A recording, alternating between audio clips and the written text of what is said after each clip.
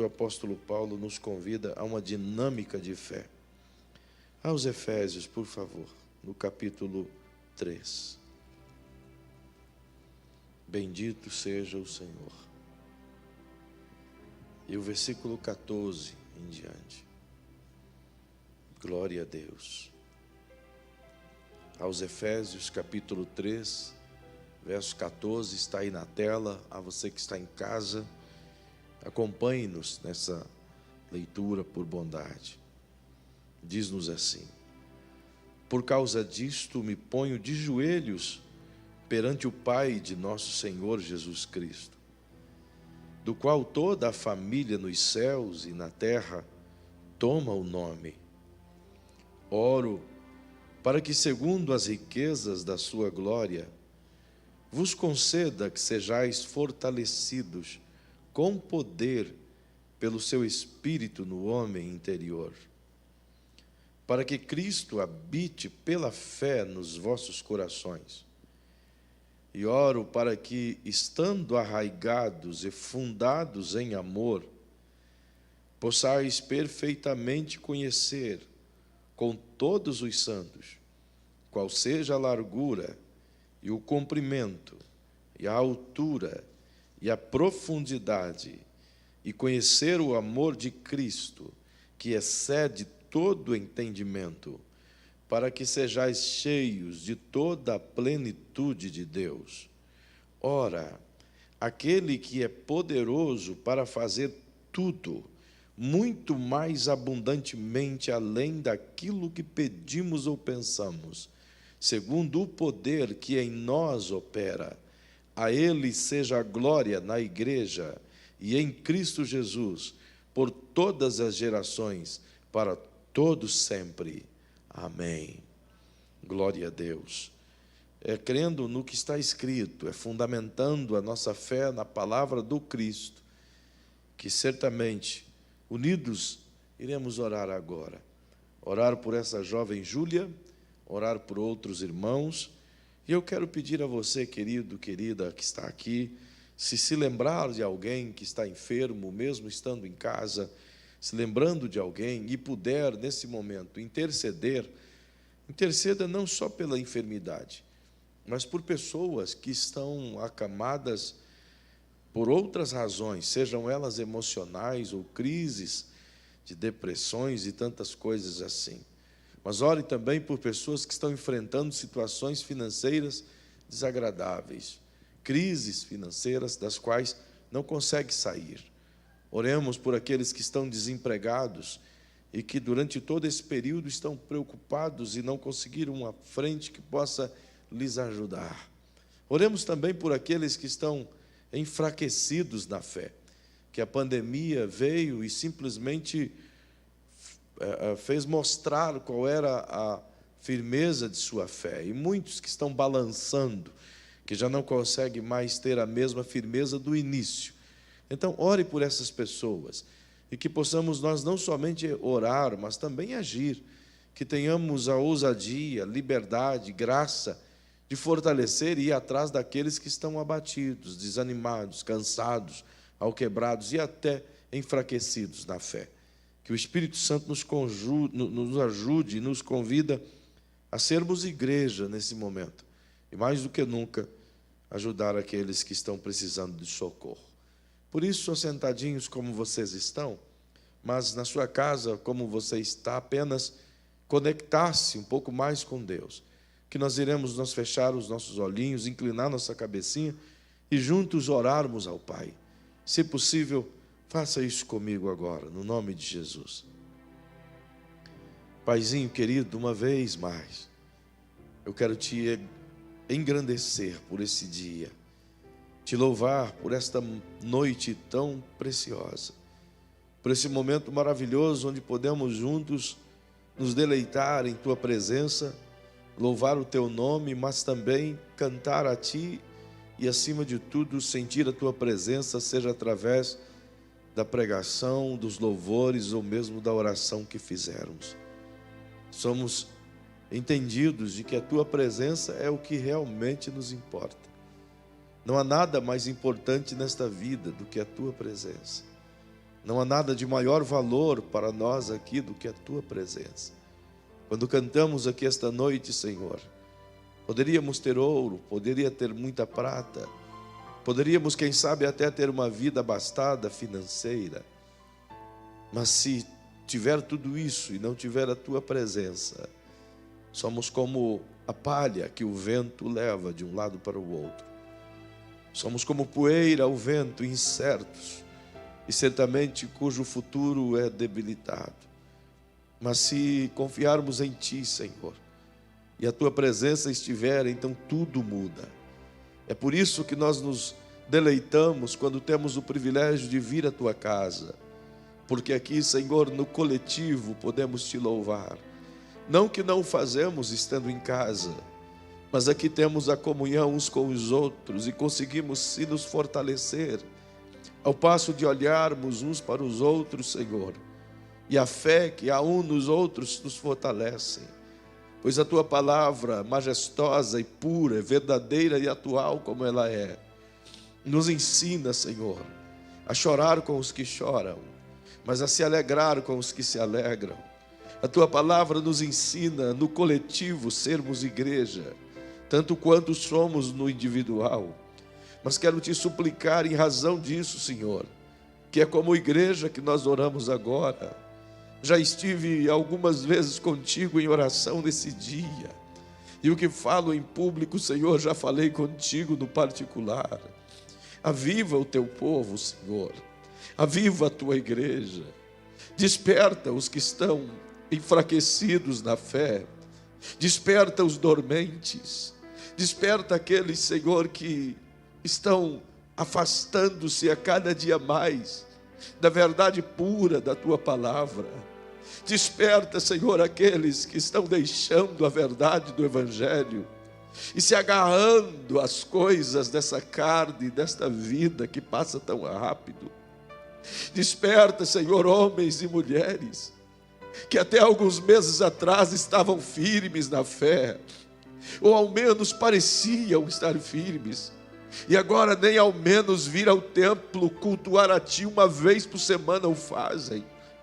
Então eu quero Te pedir, Senhor, desperta essas pessoas, porque melhor do que ninguém o Senhor sabe que somos hábeis e capazes de ir em qualquer lugar quando as nossas necessidades vêm, quando as nossas contas, as nossas compras, quanto tudo o que temos que fazer, Senhor, ignoramos os avisos, ignoramos as placas, ignoramos os decretos.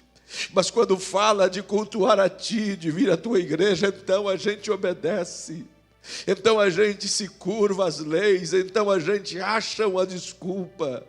Então eu quero Te pedir, Senhor, desperta os que pensam assim, que a palavra os desperte, que eles possam entender que Deus é sempre prioridade.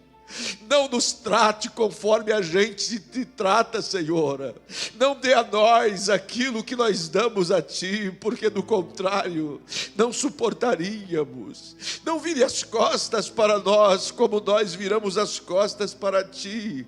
E eu lhe peço, Senhor, age com misericórdia, age com bondade uma vez mais, age com a Tua graça poderosa, tanto quanto aqueles que estão em casa, quanto os que agora comigo aqui oram, que a Tua presença gloriosa, aleluia, vá onde eles estiverem, que a Tua presença gloriosa entre nesse quarto agora e chacoalha esse irmão, essa irmã, para ele entender que nada dessa vida é mais importante do que a Ti, Senhor. Oh, que a Tua palavra nos sacode, Senhor, e faça a gente ver que o verdadeiro evangelho é o evangelho de renúncia, é o evangelho onde buscamos a Ti mais do que as coisas. É justamente por isso, Senhor, que vivemos em um mundo tão cheio de injustiças, porque praticamos tais injustiças.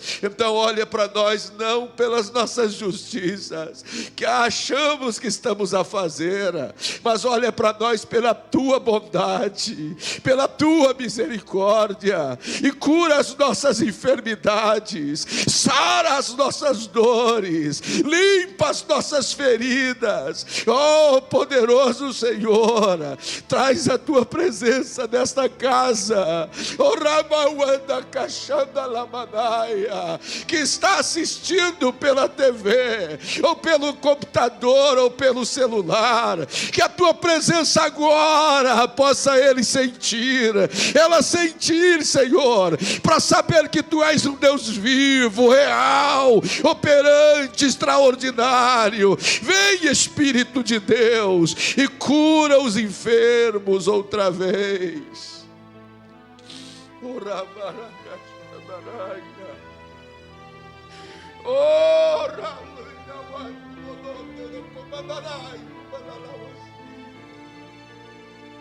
Sim, Espírito de Deus, sara o que está doente, sara a alma, sara o corpo, não somente, Senhor, as células físicas, mais do que isso, sara a alma dos feridos, resgata aqueles que estão desanimados, Pai, ensina-nos a ter mais amor uns para com os outros. Eu peço-lhe, Senhor, por essa jovem que está com tão grave doença. Nada mais difícil do que o câncer, Senhor. E há alguém mais poderoso do que tu, não há, Paizinho. O Senhor pode fazer com que desapareça esse mal do cérebro dessa senhora ou dessa moça, não sei, de uma forma tão poderosa. O Senhor é o Deus que chama à existência as coisas que não existem como se já fossem, mas tu és também o Deus que faz desaparecer as coisas que existem como se elas nunca tivessem existido. Então é isso que afirmo agora, Senhor, faz desaparecer esse câncer, e nós chamamos saúde a esse cérebro, em o nome de Jesus. Apareça vida, apareça saúde onde está a enfermidade, para que o teu nome seja glorificado. Venha o teu reino sobre ela, sobre essas casas, sobre essas pessoas. Venha o teu reino sobre aquele que contribui, venha o teu reino sobre aquele que oferta, que dizima. Abre portas de emprego, Senhor, abre as portas para quem precisa. Eu te suplico isso no temor e no amor de Jesus, do Cristo que vive e reina para sempre em nós, hoje e sempre. Amém. Aleluia, aleluia, aleluia. Oh, glória a Deus. Aqueles que estão aqui não são proibidos de glorificar a Jesus, nem de exaltar a Ele, porque verdadeiramente Ele está entre nós e em nós e sobre nós. Aleluia, aleluia, aleluia.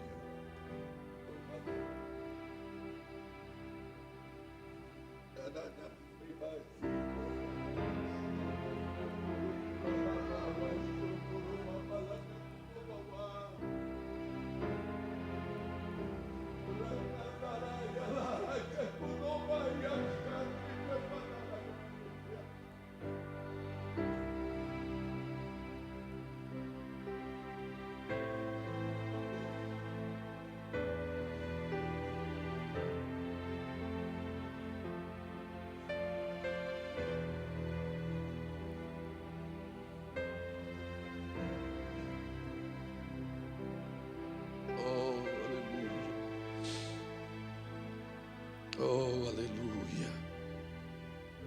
Bendito é o Senhor Jesus, queridos. Ah, como é bom estar com Ele. E como será melhor ainda ir para sempre com Ele. Que o Senhor nos dê graça para continuar. Reitero a todos os senhores e senhoras e aqueles que estão em casa: mantenha a sua fidelidade, querido.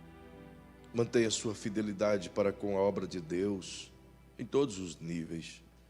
Aos que estão aqui, transfiram essa mesma fala aos outros.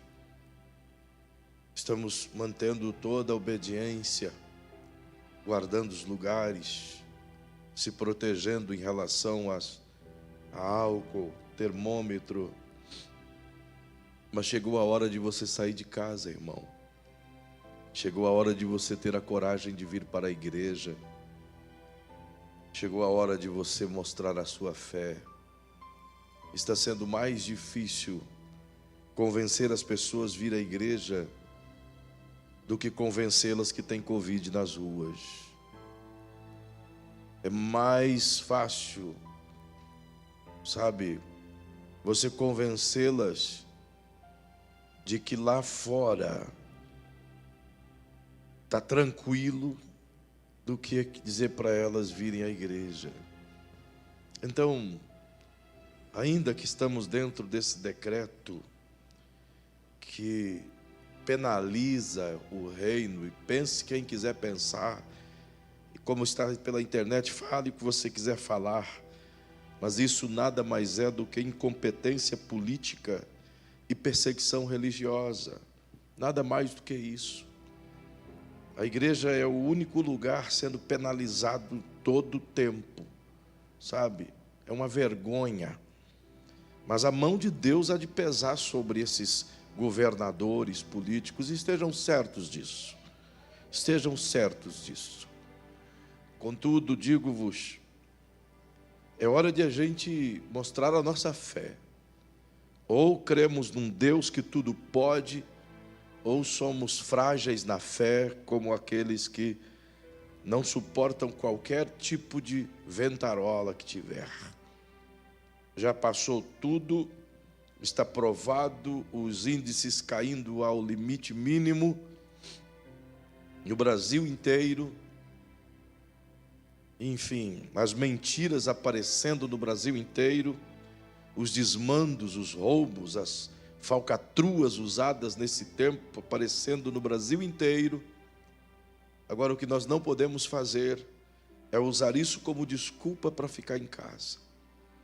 Nós disponibilizamos 2 momentos de culto para que as pessoas tenham toda a liberalidade, com espaço. Então, querido, você tem todo o direito de vir ou não vir, mas trate Deus como você gostaria que Ele te tratasse, por favor. Não faça o inverso, porque do contrário, quando o pior vier, e isso aqui é só um treino, o pior virá. E se a gente não está suportando esse pequeno treino, quando a provação de fato chegar, então a pergunta de Jesus se fará: porventura achará fé na terra? Que o Senhor nos dê graça. Então se mantenha fiel, sabe? Tem segurança plena, o templo é grande. Faça parte, busque vida, se preocupe uns com os outros. Ligue para os irmãos, se comunique. Mas também seja fiel nos seus dízimos, nas suas ofertas, através das suas contribuições online, tudo mais. Que Deus te ajude, assim como Ele pode ajudar-nos como um todo. Permita-vos levar em alguns minutos aquilo que o Senhor Jesus tem nos ensinado ao longo dos dias. E hoje eu gostaria de te levar a conhecer um pouco mais do que o Senhor tem nos presenteado com a sua maravilhosa graça. E tentar viver essa fé, do qual para nós é muito importante, até porque sem ela não é possível viver e nem extrair os benefícios do reino, senão através da fé. Eu lembro-me que na semana anterior eu vos pude levar a compreender o que o Cristo fez por nós, ao menos uma síntese disso. Vos levei a perceber de onde Ele nos tirou, e a Bíblia nos diz que nos transportou do império das trevas para o reino do Filho do seu amor. Também, na sequência, vos pude mostrar que, além dessa conjuntura, Ele nos vivificou por completo, que andávamos, como disse Paulo, mortos em nossos delitos e pecados. Então, Ele nos vivificou.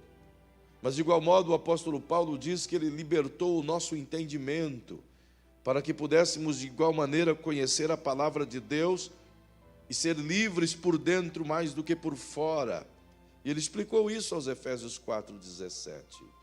Mas, de igual modo, hoje eu quero vos levar a perceber aquilo que começamos a citar, como em Romanos 5,8, do qual nos demonstra a grandeza do amor de Deus com o qual nos amou. E por ele somos amados.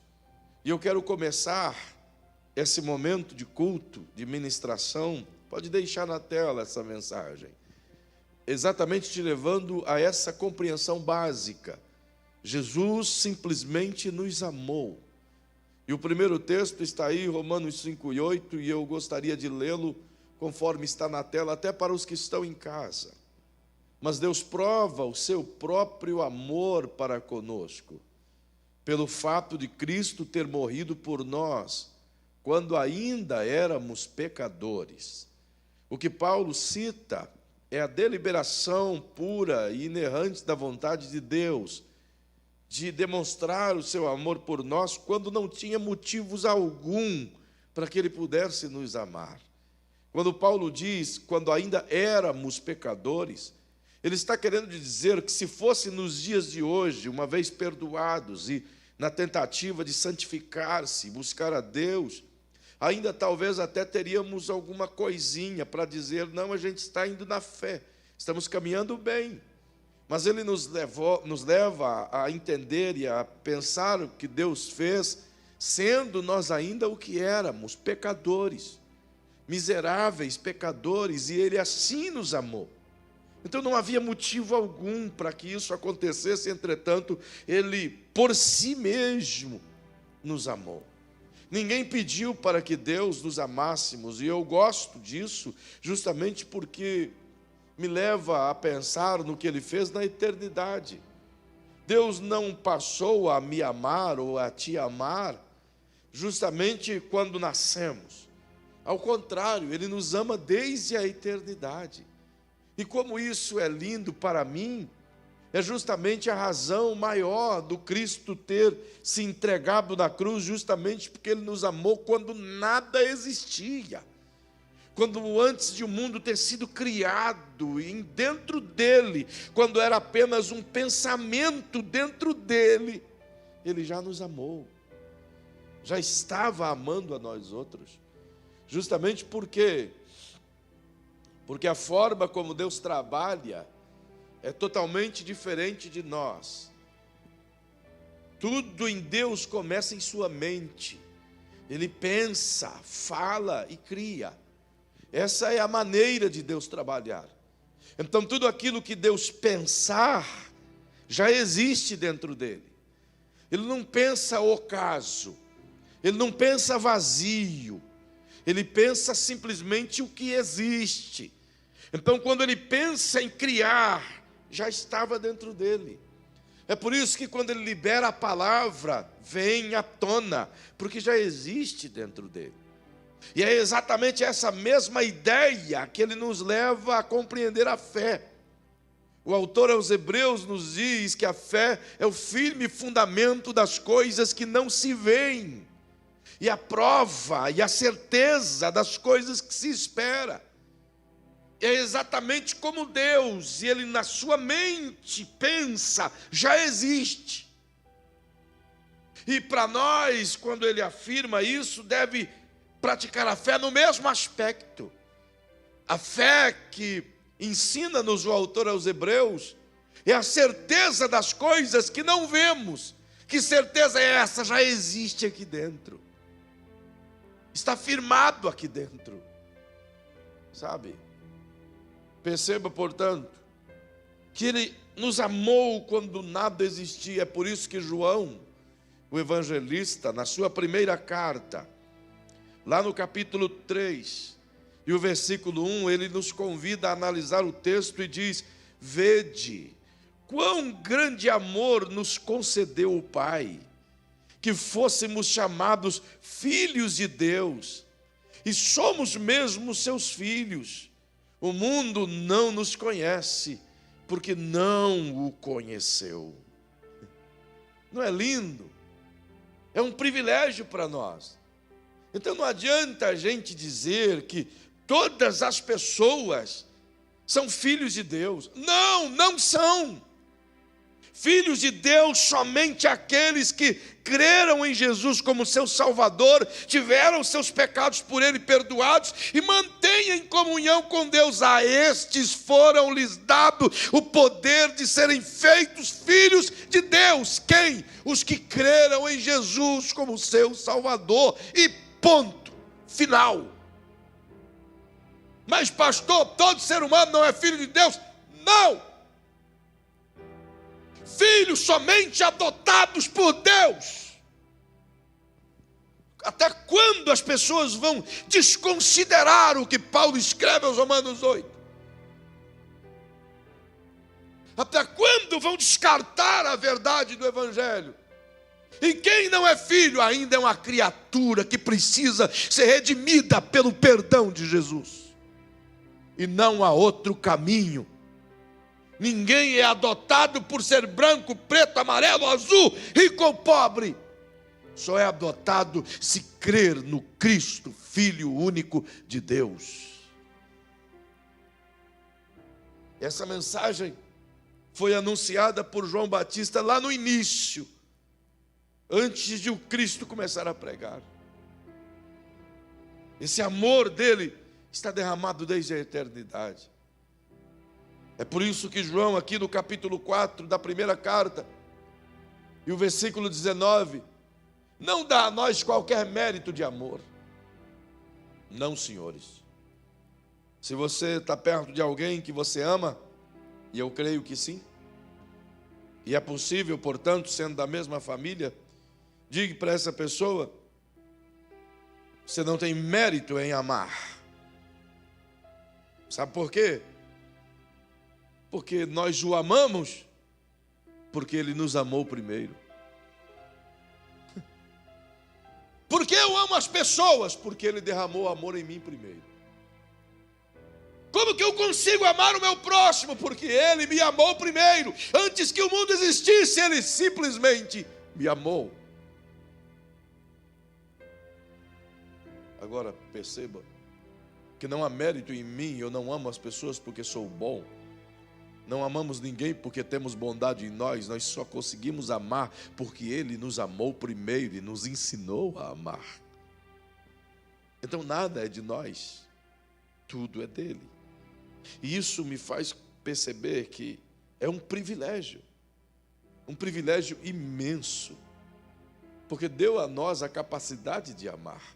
Então olha para quem está ao seu lado e diz: por isso eu posso te amar de verdade. De verdade. Ele não só nos deu o seu amor e nos capacitou a amar uns aos outros, como também o seu Espírito, o seu amor poderoso nos capacitou a entender melhor. E venha comigo, por favor. Essa capacidade que Ele nos dá de crescer em todos os níveis, crescer em amor, crescer em graça, crescer em conhecimento. Venha aos Efésios, por bondade, no capítulo 4.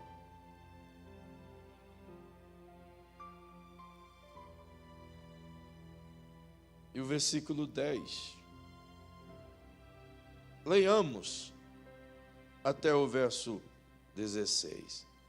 Aquele que desceu é o mesmo que subiu acima de todos os céus, para cumprir todas as coisas, a saber, Jesus o Cristo. E Ele mesmo deu uns para apóstolos, e outros para profetas, e outros para evangelistas, e outros para pastores e doutores, tendo em vista o aperfeiçoamento dos santos, para o desempenho do ministério, para a edificação do corpo de Cristo, até que cheguemos à unidade da fé e do pleno conhecimento do Filho de Deus, à perfeita varonilidade, à medida da estatura da plenitude de Cristo, para que não sejamos mais meninos inconstantes, levados ao redor por todo o vento de doutrina, pelo engano dos homens que com astúcia induzem ao erro.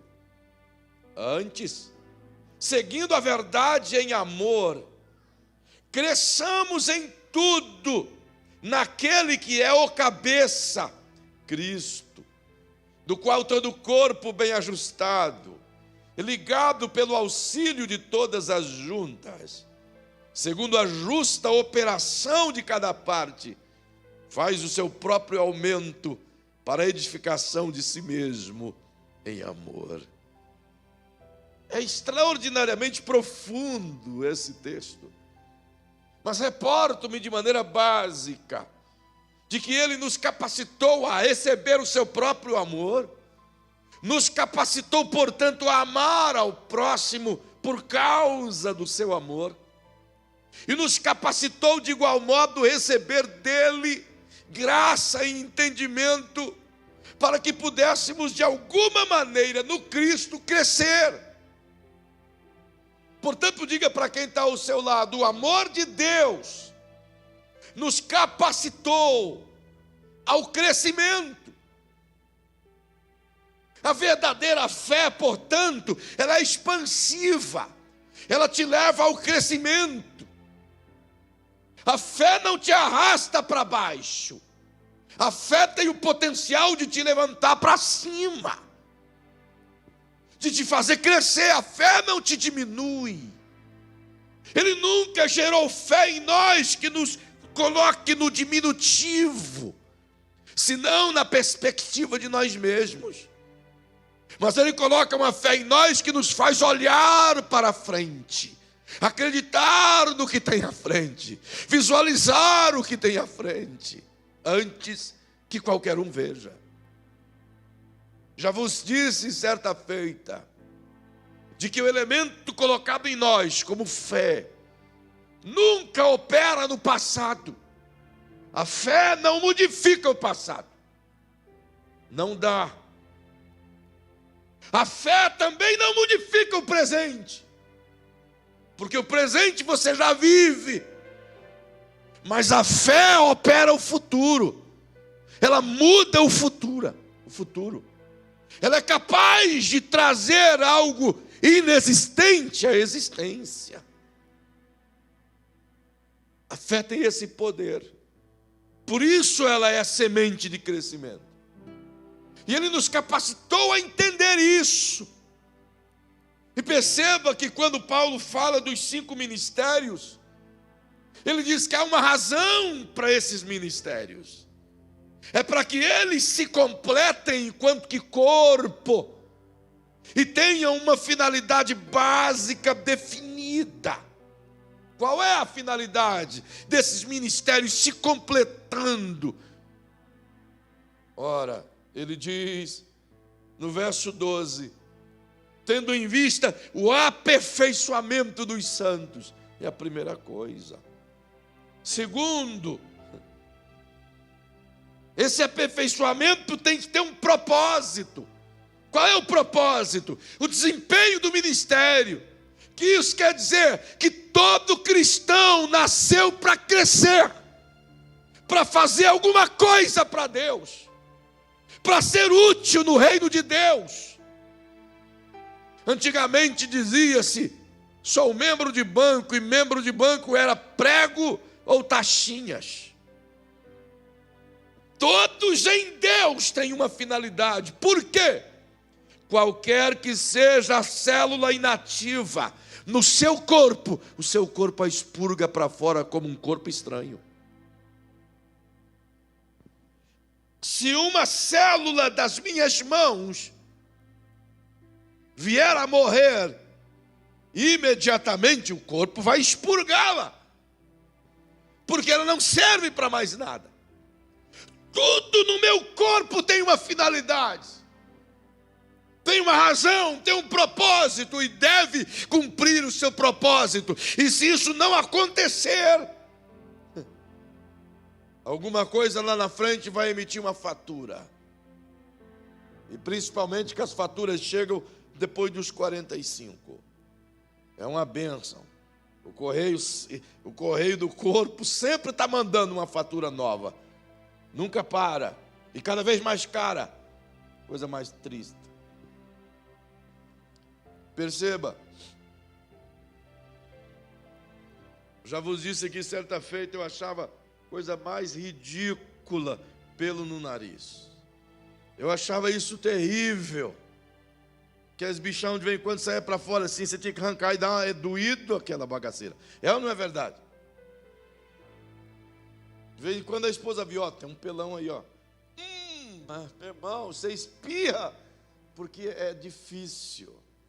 E um dia, conversando com um amigo meu, que é pastor também, mas é médico, inclusive médico da família, doutor Luiz Calazans, e disse, rapaz, um dia eu vou perguntar para Deus por que pelo, em tanto lugar para nascer pelo, mas vai nascer no nariz, irmão. E ele disse, meu amigo, se nós tivéssemos nascido sem nada de pelos em toda a cavidade nasal, a vida do ser humano de 80 anos cairia para 20 a 30 anos. Da quantidade de bactérias que os pelos do seu nariz preservam do lado de fora, impedindo que seus pulmões sejam contaminados. Eu digo, glória a Deus, deixa crescer. De vez em quando a gente dá uma paradinha, mas deixa os bichão lá dentro guardado. Viver mais é bom. A gente usa máscara, sendo que o maior filtro está aqui. Perceba, portanto, que até essas coisas que aparentemente são ridículas, têm uma grande finalidade. Nada no corpo é dispensável. Nada. Portanto, como é que a gente pode imaginar que eu sou cheio de fé, e sou membro de uma igreja, mas passo o ano todinho sem exercitar qualquer coisa para Deus? Como é que eu posso dizer que eu sou cheio de fé? E eu passo 365 dias do ano e eu não testemunho de Jesus para ninguém. É triste e lamentável dizer, mas a maioria dos cristãos desse país nunca levaram alguém à decisão a Cristo. Não sabem o que é o privilégio de ganhar uma alma. E ele está dizendo que todos que estão inseridos no corpo têm uma finalidade, desenvolvimento, crescimento, exercício do ministério.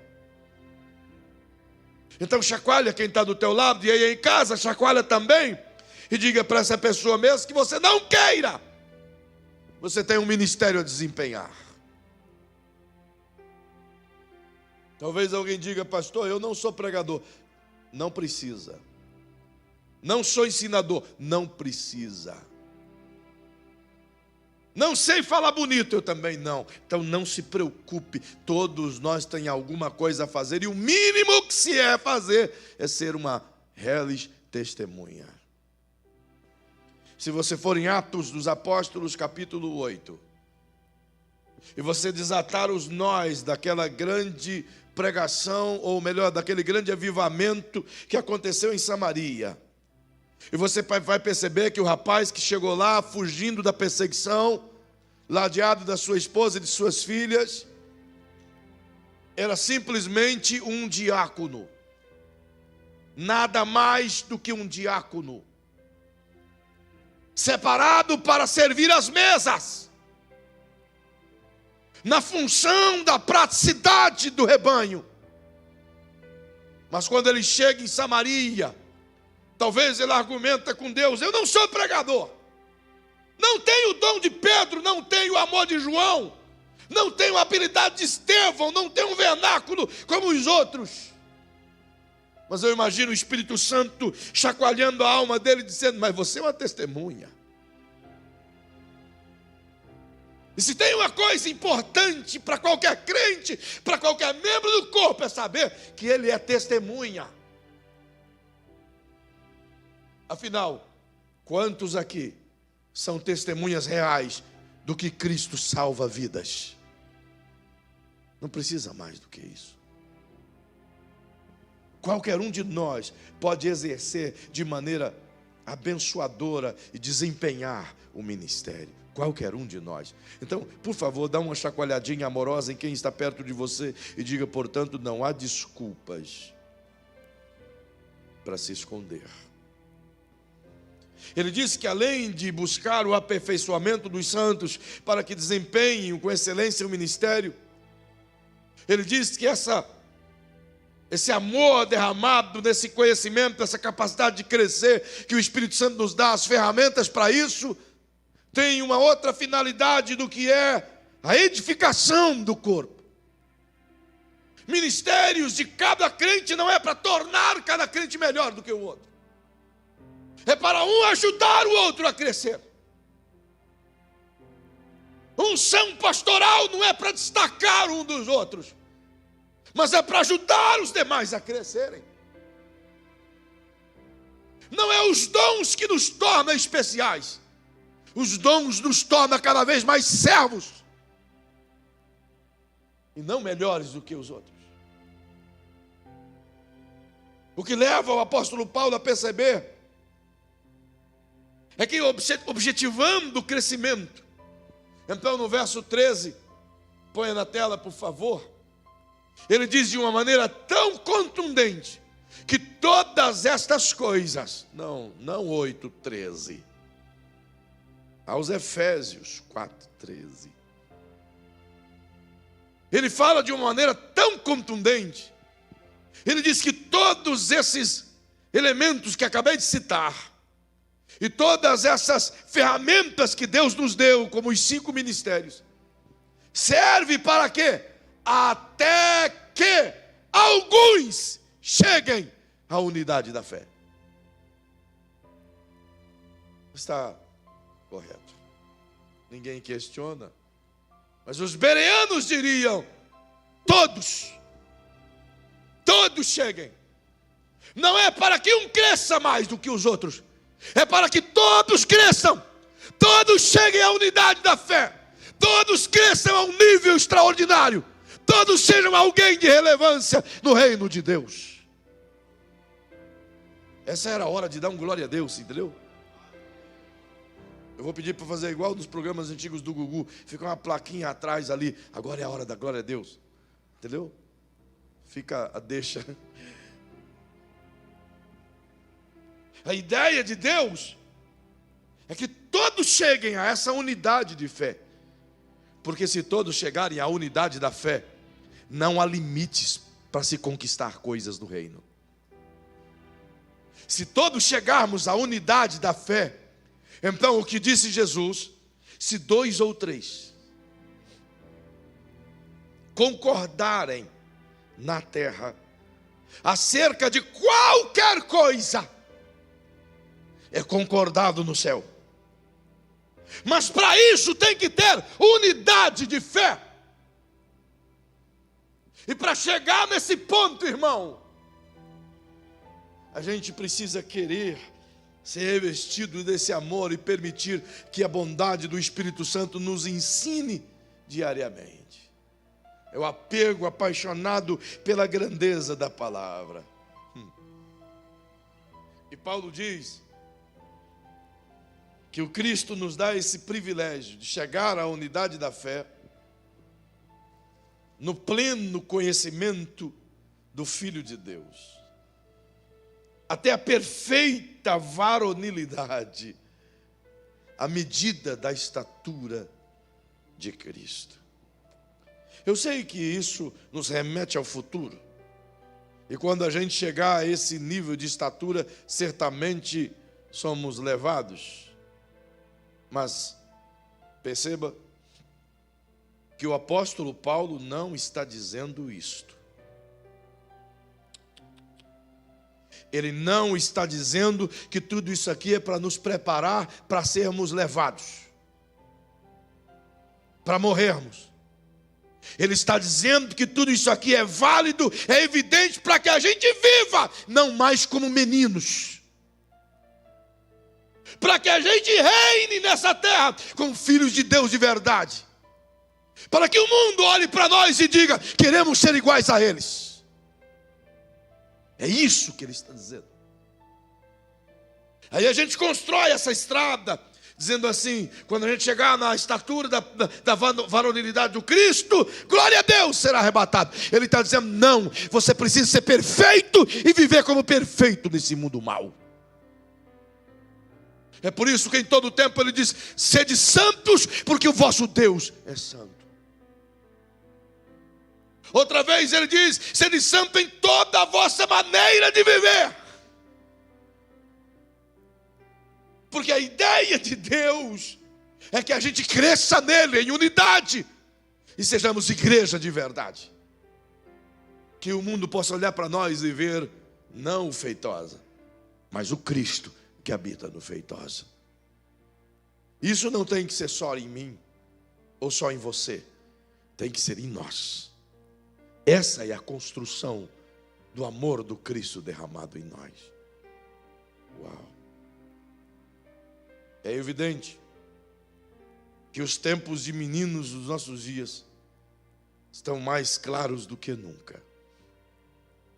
Feliz é a geração que cresceu na fé, aprendendo os rudimentos do Evangelho em uma escola antiga, desprezada por muitos, chamada de escola bíblica dominical.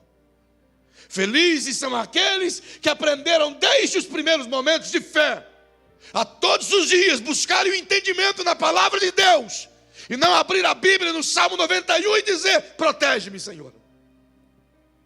E colocá-la diante da porta para que todo mundo entre, veja o Salmo 91 e faça o sinal da cruz, está guardado.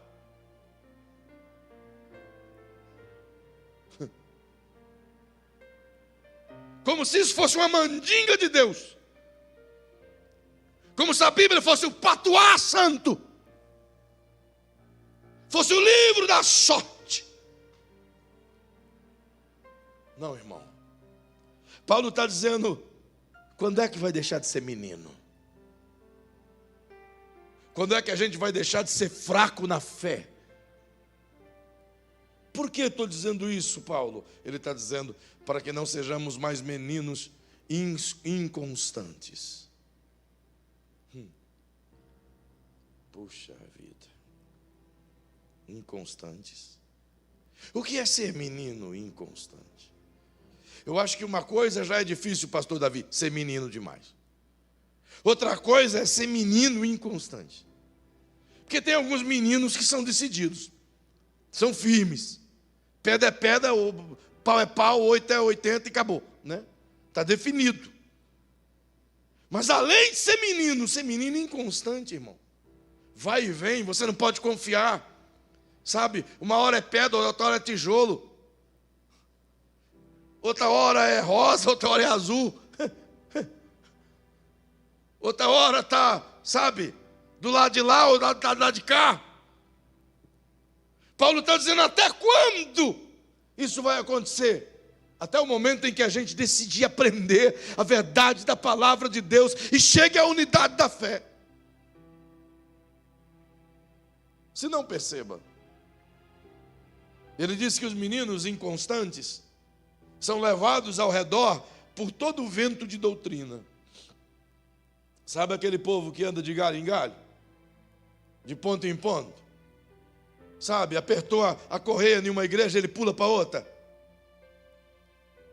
Puxou o nível do compromisso num lugar, ele vaza para o outro. Está cheio, irmão. Esse é o problema de nosso país. Você notou que as igrejas não se ganham mais crente? Estão quase rebatizando os próprios crentes. E no geral é isso mesmo. Que afinal de contas, é tanta heresia doutrinária, é tanto nicho cristão, é tanta besteirol evangélico, tanta lavagem cristã que o povo está bebendo, que quando eles leem a Bíblia de verdade, eles dizem, nossa, a Bíblia é dura. Não é? É um tempo em que o Senhor precisa voltar a levantar pregadores raízes de verdade, por assim dizer. gente que tenha compromisso mínimo com a palavra, sabe? E que não busque massagem de ego. Glória a Deus por aqueles que têm servido nesta casa. E ele diz que essas pessoas são levadas justamente pelo engano de homens que com astúcia induzem as pessoas ao erro. Mas antes de tudo isso, devemos seguir a verdade em amor. Que amor?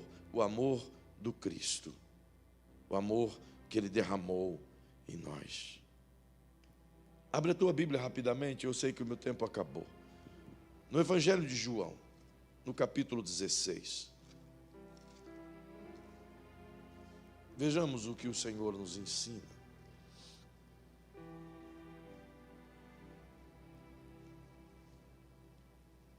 Glória a Deus. Veja comigo. João capítulo 16. E o verso 7. Disse Jesus: todavia digo-vos a verdade, convém que eu vá, porque se eu não for, o Consolador não virá para vós. Mas se eu for, eu o enviarei. E quando ele vier, convencerá o mundo do pecado, da justiça e do juízo. Do pecado, porque não creem em mim. Da justiça, porque vou para o Pai e não me vereis mais. Do juízo, porque já o príncipe deste mundo será julgado. Ainda tenho muito que vos dizer, mas vós não o podeis suportar agora. Olha o que Jesus está a dizer. Em síntese, ele está dizendo: eu amo estar com vocês.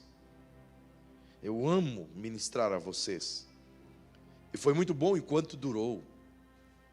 Mas eu tenho que ir. Porque se eu não for, eu não poderei enviar o Consolador. Eu subo, ele desce. Eu chego lá em cima e ele vem para baixo, para estar com vocês. E se eu não for, ele não pode vir. E se ele não vir, ele não vai ensinar as coisas que vocês têm que aprender. Por que o Senhor não ensina, Jesus? E ele disse: eu até tenho muita coisa para vos dizer, mas vocês ainda não estão prontos para recebê-las. O que eu tenho a vos dizer é como se fosse mocotó para bebê de colo. É muito tutano para vocês receber agora. E o que o Senhor vai fazer então? Ele continua: mas quando vier o Espírito da verdade, ele vos guiará em toda a verdade. Observe uma coisa. No verso 7, Jesus diz: eu digo-vos a verdade. Como quem diz, eu prego a verdade. Mas quando ele vier, ele vai guiar vocês nessa verdade. Ele vai colocar vocês dentro dessa verdade. E essa verdade dentro de vocês. Quando ele vier, vocês mergulharão nessas verdades. E essas verdades mergulharão dentro de vocês. Quando ele vier, vocês se fundirão a essas verdades. E essas verdades se fundirão a vocês. Então serão um só. Aí ele continua: ele vos guiará em toda a verdade. E não falará de si mesmo, mas dirá tudo o que tiver ouvido. E vos anunciará o que há de vir. Ele me glorificará, porque há de receber do que é meu. E vou-lo há de anunciar. Tudo que o Pai tem é meu. Por isso vos disse que há de receber do que é meu, e vou-lo há de anunciar. Perceba o que Jesus está a dizer. Gente, quando eu subir aos céus, o mesmo Espírito que me revelou toda a minha vida aqui nessa terra, é o mesmo Espírito que vai vir e revelar toda a verdade a vocês. e os conduzirá por meio dela, e mostrará coisas inimagináveis. O que Jesus está dizendo é: o melhor do meu ensino virá por meio desse mestre. Por que, Senhor? O Senhor não nos ensina? E ele diz: porque antes de ele vos ensinar, ele os convencerá do seu pecado. E o pecado consciente dentro de você será perdoado pelo desejo e pelo arrependimento que brotar em vocês. É por isso que você vê Jesus, antes da cruz, dizer a Pedro: Pedro, quando tu te converteres, então tu te fortaleces e fortalece os teus irmãos. Nenhum desses apóstolos antes da cruz do Cristo criam nele como seu Salvador, mas criam nele como um bom general, como um bom libertador, como um possível Che Guevara, um possível libertador de Israel. Mas agora, depois da cruz, o próprio Tomé afirma: Senhor meu e Deus meu. Porque depois da cruz, o Espírito Santo vem a eles e o convence. É por isso que você vai em João 20 e você vai ver os discípulos lá no mar da Galileia, todos voltaram a pescar, 8 dias depois da ressurreição. E Jesus chamando-os em terra, preparando o jantar para eles. Eu acho lindo essa expressão de Jesus, pois o dia estava amanhecendo. E Jesus na praia, não sei como, ele tinha uns peixes lá, e ele assa os peixes na praia, e os discípulos ao longe viram que alguém estava assando um peixinho na praia, e Jesus mandou que eles lançassem a rede de novo, e vocês conhecem a cena. Mas quando chega em terra, Jesus grita: vinde e jantai. Ele devia dizer: vinde para o de jejum, para o café da manhã. Mas Jesus sabia que eles estavam na praia desde o dia anterior, sem janta. Oh, como Jesus é maravilhoso. Então ele chega nos discípulos e a Bíblia diz que ele diz: paz seja convosco. E soprou sobre eles o Espírito Santo. Daquele momento em diante, esse mesmo Espírito começa a trabalhar no coração dos discípulos e faz eles ter consciência dos seus pecados. Então agora eles olham para Jesus como seu Salvador e Redentor de suas almas. O fato de ficar na igreja 3 anos e meio com Jesus não os levou à conversão. Ser filho de crente não torna ele um bom crente. Estar na igreja não torna a pessoa crente. Participar dos cultos não torna um bom crente. Tem que receber Jesus como seu Senhor e Salvador, tendo convicção dos seus pecados. E uma vez tendo convicção, Ele está pronto para nos perdoar e dar liberdade daquilo que nos oprimia. Então Ele diz: o Espírito Santo virá e Ele vos revelará coisas profundas. E deixe-me dizer o que Ele quer revelar a nós, e nós falaremos isso no próximo culto. Venha comigo só nessa leitura, por favor, aos Efésios. Ele está dizendo: o Espírito virá. Quando o Consolador vier, Ele vos ensinará todas as coisas, vos fará saber coisas profundas que vocês não estão prontos agora. Vem comigo aos Efésios, capítulo 1, por favor.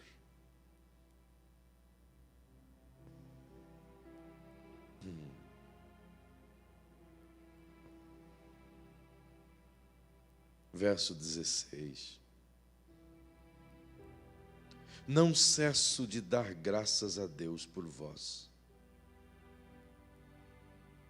lembrando-me de vós em todas as minhas orações, para que o Deus de nosso Senhor Jesus o Cristo, o Pai da glória, vos dê em seu conhecimento o espírito de sabedoria e de revelação. Oro também para que sejam iluminados os olhos do vosso entendimento, para que saibais qual seja a esperança da sua vocação e quais as riquezas da glória da sua herança nos santos, e qual a suprema grandeza do seu poder para conosco, os que cremos, segundo a operação da força do seu poder, que manifestou em Cristo, ressuscitando-o dentre os mortos e fazendo-o sentar-se à sua direita nos céus, acima de todo principado e potestade e autoridade e domínio, e de todo nome que se nomeia não só neste século, mas também no vindouro. Paulo está dizendo: eu estou orando para que o Espírito revele a vocês o que Ele nos deu, o que a semente de mostarda tem dentro dela, o potencial da semente. Como assim, Paulo? Eu estou orando para que a sua mente se abra e você possa compreender de fato e verdade. Então, capítulo 1, retroceda um pouco, venha comigo. Verso 3. Efésios 1, 3. Bendito o Deus e Pai de nosso Senhor Jesus Cristo, que nos tem abençoado.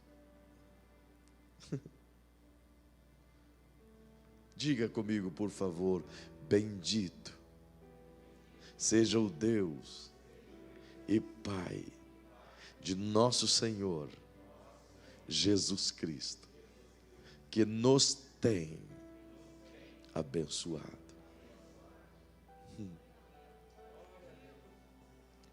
Ele nos tem. Outras versões vai dizer assim: Ele nos abençoou. Ele nos abençoou. A NVI, a NAA, contemporânea de Almeida, as mais antigas. Ele nos abençoou. No pretérito perfeito também dá: Ele tem nos abençoado. Ele está contínuo. É uma bênção contínua. É uma bênção que não cessa. É uma bênção que não para. É uma bênção que não é interrompida. É uma bênção que não é falha. É uma bênção que é perfeita. É uma bênção que já foi dada. É uma bênção que foi adquirida. É uma bênção que foi derramada. É uma bênção que foi outorgada. É uma bênção que foi entregada. É uma bênção que foi ofertada. É uma bênção que pode ser agarrada. É uma bênção que nunca para. É extraordinário você ver Jesus com os braços abertos na cruz. No momento próximo às 3 da tarde, então ele com muito esforço suspira e diz: tetelestai, está consumado. Então disse: Pai, em tuas mãos entrego o meu espírito. E expirou. O que significa tetelestai? Está feito e não pode ser desfeito.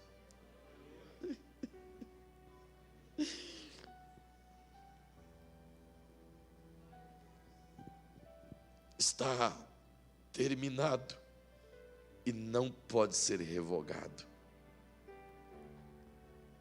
Aí Paulo diz assim: o Espírito precisa revelar isso ao seu coração. Estou orando por isso. Para quê, Paulo? Para que você entenda que Ele vos abençoou e não pode ser revogado. Ele já vos tem abençoado e não pode ser revogado. Ele já os deu as bênçãos e não pode retirá-las.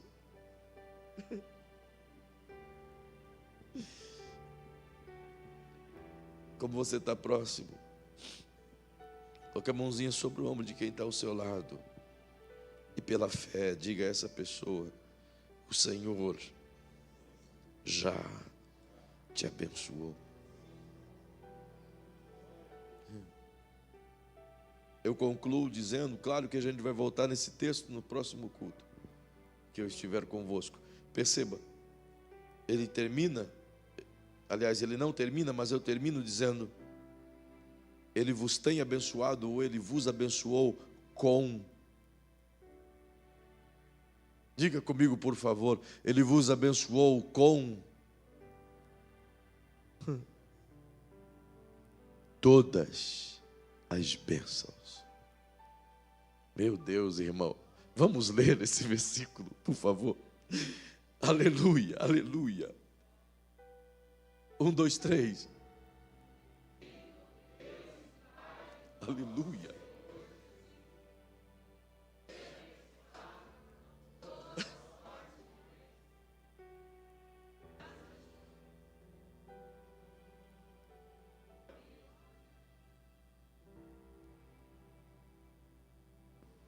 Senhor, está faltando alguma coisa? Eu te abençoei com todas. Senhor, mas não tem mais. Tudo que tinha para te dar, eu te dei.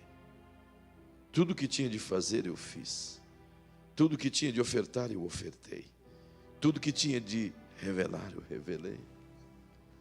Todas. Mas por que eu não as consigo tê-las? Não é lá, é aqui. Não se trata do que Ele deu, se trata do que eu não consigo pegar. Como pegar? Como pegar? Como tomo posse disso que Ele já deu? Não está dito que Ele deu? Não está dito que Ele já nos abençoou? E com todas, significa, portanto, que é apenas um fragmento das coisas divinas? Seria apenas no aspecto salvífico? Seria apenas no aspecto físico? Seria apenas no que trata da vida financeira? Não. Todas. Todas. Todas. Então, como eu faço para pegá-las? Como eu faço para trazê-las à minha vida? Diga para quem está ao seu lado. Por favor, diga para quem está ao seu lado. Não perca o próximo culto. Fique em pé, por favor. Aleluia. Hoje a gente precisa sair daqui convicto do que Jesus nos deu. Ele nos amou primeiro, nos capacitou a amar, nos capacitou a crescer, nos capacitou a servir em ministérios, nos capacitou a ser a igreja que vê e que faz, nos capacitou a receber as bênçãos celestiais, as bênçãos do reino, as bênçãos de todas as coisas dos quais Ele já nos concedeu. Então cabe a nós agora crer, declarar isso dentro de nós. Mas a primeira coisa a fazer para que todas estas sejam desencadeadas é fazer com que o senhorio do Cristo realmente seja estabelecido em mim. Ele é Senhor. E Ele precisa ser Senhor dentro de mim em todas as coisas. Então convide a esse amor de Jesus incendiar o teu coração. E que ele possa ser absoluto em sua vida. E reafirmo que a sua palavra é a verdade absoluta para as nossas vidas. Então, em nome de Jesus, onde você estiver, em casa, no carro ou salas, tanto quanto os irmãos aqui na igreja, se você puder inclinar a sua cabecinha e orar, ore ao Pai agora, fale com Ele, peça a Ele para confirmar essa fé ao seu coração. Se essa fé salvífica não estiver presente fortemente em seu coração, então é o momento de você repensar. Por isso, no nome de Jesus, ore comigo agora. Paizinho querido, uma vez mais eu quero louvar o teu nome e louvá-lo mediante a palavra que o Senhor nos dá esta noite. Louvá-lo mediante o teu Espírito que me ensina toda a verdade. Louvá-lo mediante a orientação da tua palavra. Louvá-lo mediante o teu querer. Louvá-lo mediante aquilo que o Senhor tem a nos ensinar. Então nos guia no teu caminho. Nos guia a ponto de ter o senhorio do Cristo de pronto em nossas vidas. E que não venhamos em momento algum fracassarmos na fé. Mas que ao contrário, possamos no Cristo vencer. E que esta noite consigamos compreender a sua palavra e sairmos daqui inteiramente cheios de fé. Fé no Cristo que venceu. Fé no Cristo que nos faz caminhar. Fé no Cristo que nos faz andar em pés. Fé no Cristo que sem dúvida nenhuma nos cura. Então que as mais ricas bênçãos do reino venham sobre todo aquele que crê. Que as mais preciosas bênçãos do reino de Deus desça sobre todo aquele que agora comigo ora em suas casas, como aqui na igreja. Paizinho, em nome de Jesus, que a tua palavra reine em nós e que o teu Espírito possa ter liberdade de atuar em nossas vidas, nos ensinando como um bom guia que Ele é, e que saiamos daqui movidos de temor, mas possuidores do sentimento de que o Senhor Jesus é de fato Senhor em nossas vidas. É o que eu te peço com amor, em nome de Jesus. Em nome de Jesus. Que essa canção, ao terminar, seja edificante para você. E enquanto essa canção está sendo ministrada, reveja a sua fé, comunhão, amor, se despeça na confiança de que o Cristo é o seu Senhor e te conduzirá às mansões eternas, na graça e no poder de Deus. Que o grande amor de Deus e a paz do Cristo esteja com você. Louve a Deus.